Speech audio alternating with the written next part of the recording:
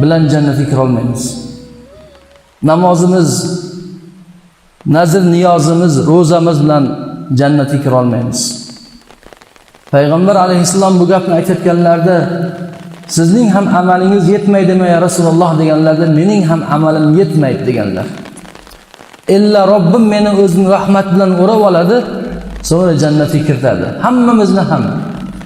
Unda amallar nima uchun kerak desangiz, amallar jannatdagi darajangizni oshirish uchun kerak bo'ladi. Jannatga Allohning fazli bilan kirasiz, Allohning rahmati bilan kirasiz.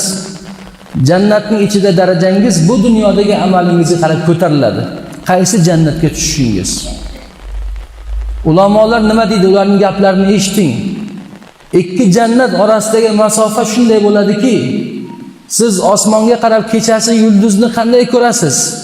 Birinchi jannat ahli ikkinchi jannat ahlini biz yulduzni ko'rgandek ko'rar ekan, birodarlar.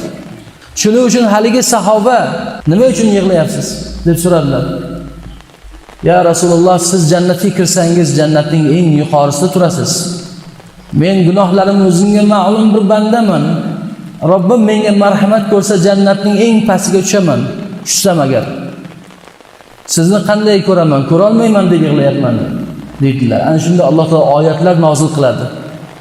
Allohga iymon keltirib, amal solihlarni qilgan bandalar payg'ambarlar bilan, siddiqlar bilan, shahidlar bilan barobar turadi deyildi.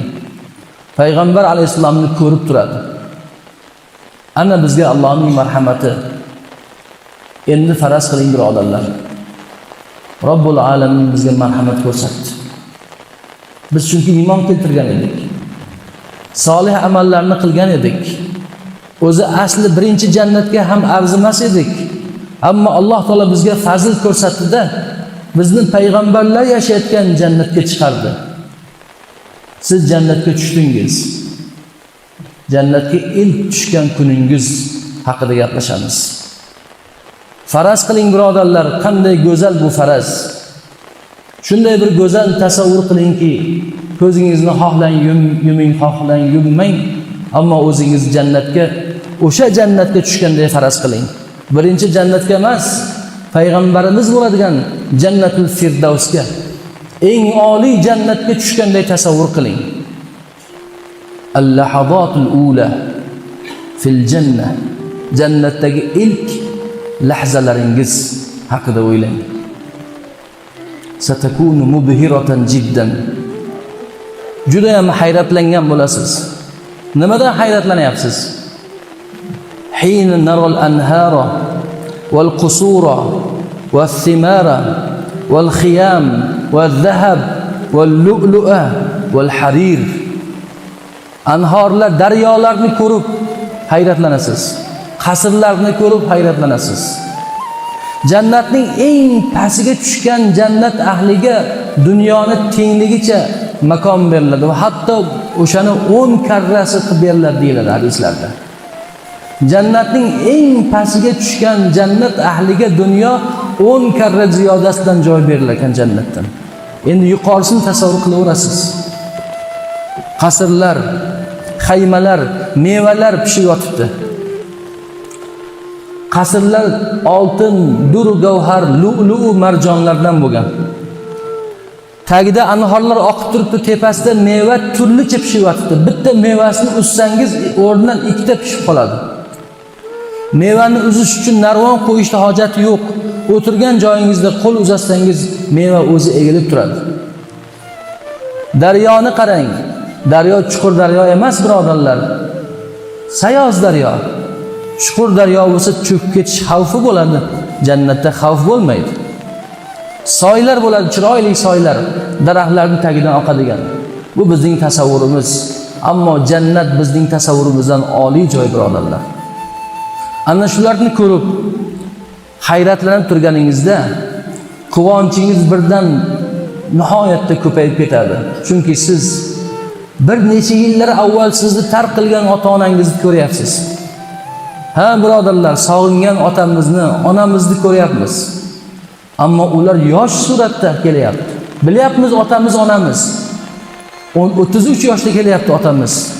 Onalarimiz 18 yoshda kelyaptilar. Ammo onalarimiz Ular yosh suratda kelishadi, lekin o'sha ota-onaga bo'lgan muhabbat, mehr, zavqi, shavqi jannatda ziyoda qilib beriladi.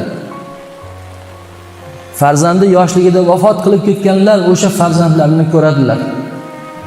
Jannatning g'ilmonlari bo'lib, xodimlari bo'lib, kelinglar, xush kelibsizlar deb o'sha farzandlar kutib oladi ota-onani.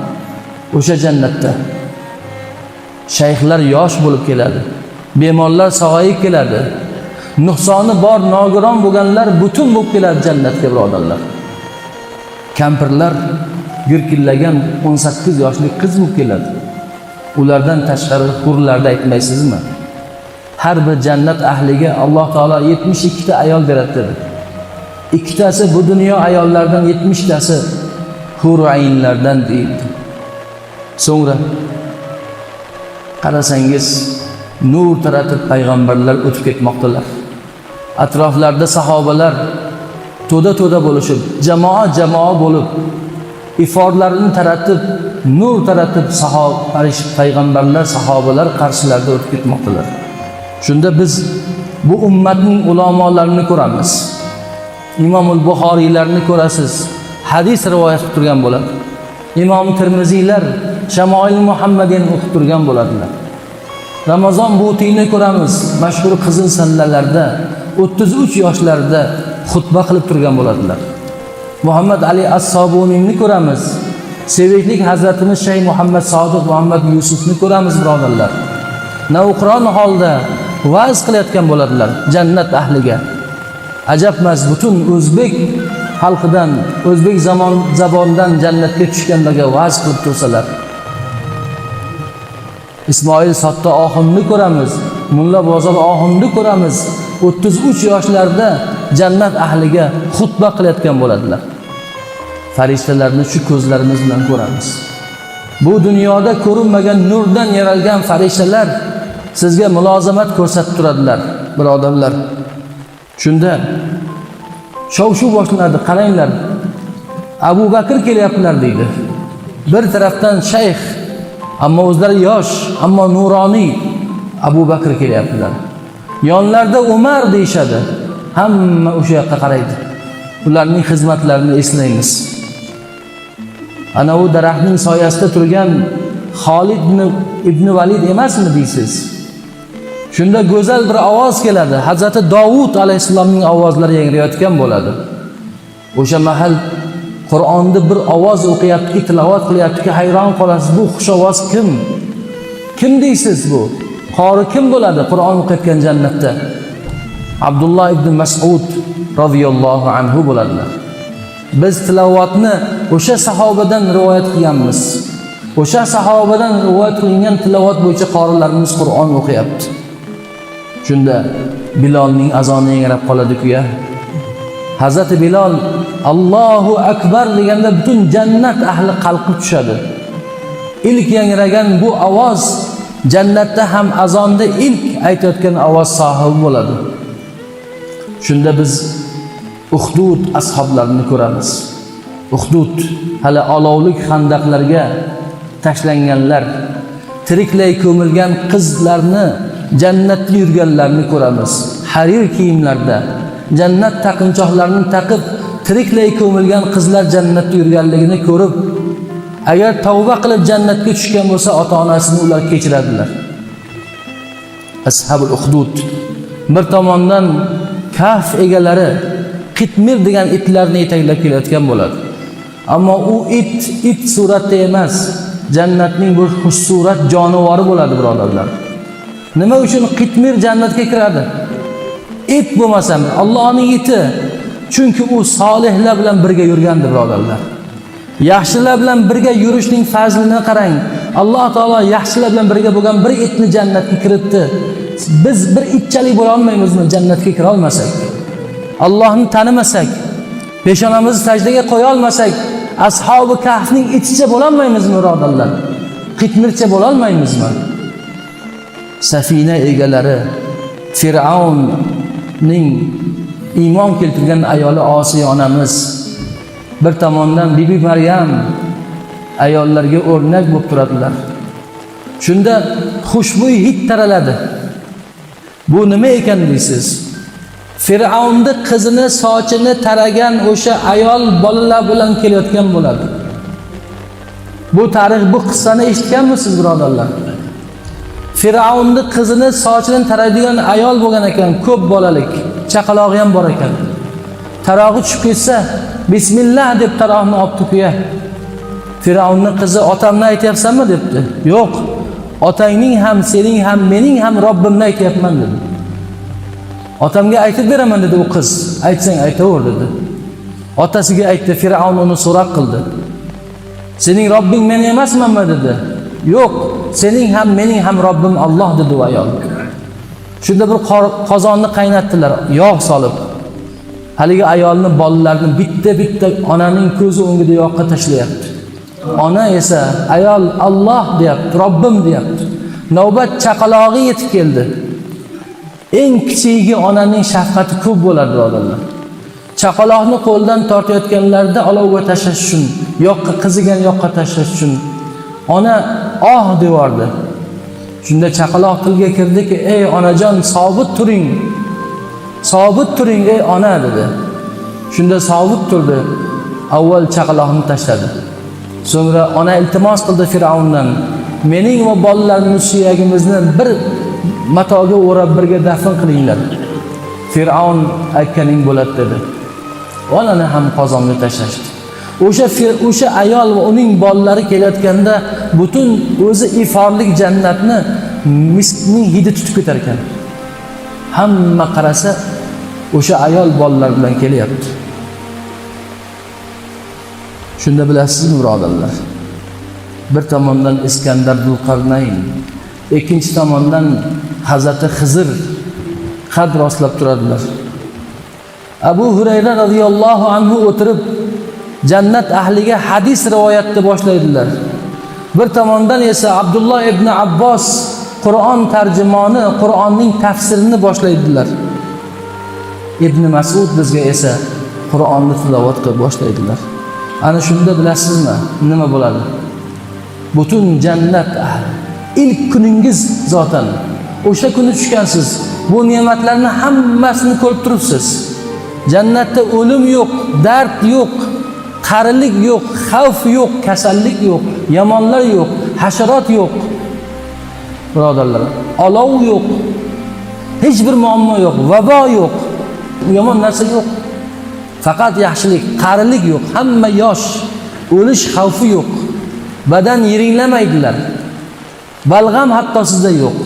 Butun pok narsalar jannatda bo'ladi.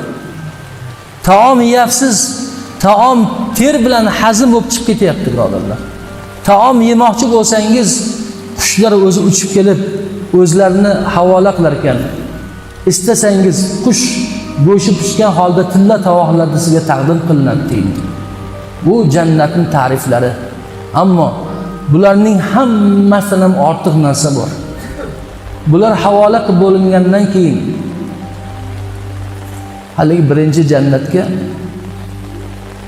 ba'zi odamlar hammadan keyin kirib kelar ekan. Hammadan keyin. Balkim oradan ming yillardan keyin. Ular kim desangiz, ular gunohlariga yarasha do'zaxda azobni yillab kuyib olib, so'ngra qalbida iymoni bo'lgani uchun Alloh taolo ularni do'zaxda abadiy qoldirmay jannatga olib kirgan odamlar bo'lar ekan. Yana do'stlar shafaat qilganlar bo'lar ekan. Payg'ambar alayhisalom va aziz avliyolar, olimlar shafaat qilganlar bo'lar ekan. Hammadan keyin kirib kelar ekan ular. Hayot suvi bilan cho'miltirilganlarda butun yara chaqalari ketar ekan. Ammo ularning nomi qoladi. Jannat ahli ularni jahannamiylar deyishar ekan. Jahannamdan chiqib kelganlarni jahannamiylar deb bir-birlariga tanish uchun aytar ekanlar. Alloh subhanahu va taolo bizniki o'sha jahannamiylardan qilmasin, lekin o'sha jahannamiy bo'lib, oxirida bo'lsa ham jannatga kirish aslida katta baxtdir birodarlar.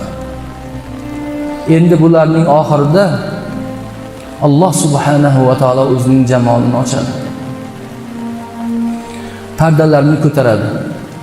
Pardalar ko'tarilganda tun jannatning noz ne'matlari, jannatning shuncha ulug' narsalari birodarlarim ko'zga ko'rinmay qoladi. hamma Alloh taoloning jamoliga mahliyo bo'lib qoladi. Mana shu ko'zlarimiz bilan ko'ramiz, birodarlar. Bu dunyoda Hazrati Musa alayhissalom ko'rishga toqatlari yetmagandi. Tog'lar ko'rishga toqati yetmagan buyuk zotning go'zal jamolini jannat ahli o'z ko'zlari bilan ko'radilar. Va hamma Alloh taoloning jamoliga mahliyo bo'lib qoladi. Undan keyin birodarlar, u hech bir xavf xatar bizga xavf solmaydi. Na yahudiylarning fitna fasodlari, na munofiqlarning bosh og'riqlari, na bu har xil adashgan toifa bemazhablarning fitna kirdikorlari, na boshqa dunyoning matolari bizga xavf solmaydi. Hamma Robbul alaminga mahliyo bo'lib qoladi. Bizning ma'lumotimiz mana shu yerda tugaydi, birodarlar. Payg'ambarimiz sollallohu alayhi va sallam jannatni ta'riflar ekanlar, mana shu yergacha aytib berganlar. Undan uyog'iga o'tmaganlar. Undan uyog'iga biz ham o'tolmaymiz. Undan uyog'i Allohga havola qilinadi. Alloh subhanahu va taolo nimani ikrom qilsa u bo'ladi. Zero Alloh taoloning jamolidan ortiq ikrom bo'lmaydi, birodarlar. Allohning jamoli ikrom qilingandan keyin jannatlar ko'zga ko'rinmay qoladi.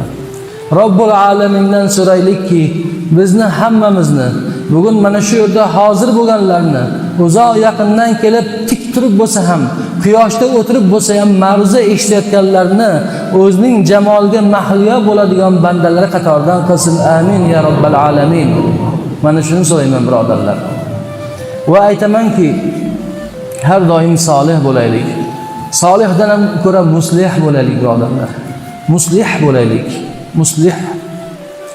Solih bilan muslihning nima farqi bor? Solih o'zini taniga yaxshi odam. Muslih birovga yaxshilikni ulashgan odam. Hamma solihni yaxshi ko'radi, lekin muslihni hamma yomon ko'radi. Chunki muslih bizni nafsimiz bilan kurashadi, havoyimiz bilan kurashadi. Nafsi havosiga qul bo'lgan banda nafsi istab turgan narsani yeyman, ichaman, yuraman, ko'raman deb turgan mahalda muslih keladida bizga bu harom deydi. Ana shunda muslihni yomon ko'ramiz. Hazrati Payg'ambarimiz sollallohu alayhi va sallam be'asadan avval 40 yoshlargacha solih edilar. Makka ahli yaxshi ko'rardi. Hatto Makkaning mushriklari, hatto ularning ulug'i Abu Jahl ham Payg'ambar alayhisolamni yaxshi ko'rardi. Amin deyishardi. Omonatli Muhammad deyishardi va omonatlarni u zotga qo'yardilar. Yosh bo'lishlariga qaramasdan tahkim ishlariga Muhammad alayhisolamni tanlashardi. 20 yoshlarda ham, 30 yoshlarda ham Payg'ambar alayhisalom Makka ahliga hakam bo'lganlar. Ularning omonatlarini saqlab berganlar. Lekin 40 yoshga kirganlardan keyin, risolatni olib kelganlardan keyin, u zot muslihga aylanganlardan keyin u zotni yaxshi ko'rgan Makka ahli yomon ko'rib qoldi. Qarindoshlari yomonlik qila boshlashdi. Sohir deyishdi, sehrgar, majnun deyishdi, kazzob deyishdi, abtar deyishdi. Nimalar deyishmadi? Ayblari nima edi Rasulullohni? Yaxshilik ilinganlarimidi? To'g'ri yashanglar deganlarimidi? Bir Allohga sajda qilinglar deganlarimidi? Ha. Ana shuning uchun Payg'ambar alayhisolamga dushmanlik qildilar, jonlariga suiqasd qildilar. Aziz vatanlarini tashlab Madinaga ko'chib ketishlarga majbur qildilar. Lekin Alloh taologa mingta solihdan bitta muslih mahbub deydi ahli ilm. Chunki solih o'zini himoya qiladi, lekin muslih bilan Alloh taolo butun boshli ummatni isloh qilib qo'yadi. Alloh taolo Hud surasida deydiki, Alloh taolo ahli islohotchi bo'lgan shaharlarni zulm ila halok qilmas deydi. Va ahluha muslihun degan. Uning ahli islohotchi shaharni halok qilmas, birodarlar. Umid qilamizki, Alloh subhanahu va taolo bu diyor ahlini, sizni bizni, hammamizni, O'zbekistonimizni, butun millatimizni, musulmon millatin ummatini ahli muslihlardan qilsin. Ahli muslih bo'lganimiz uchun kelib turibmiz zero.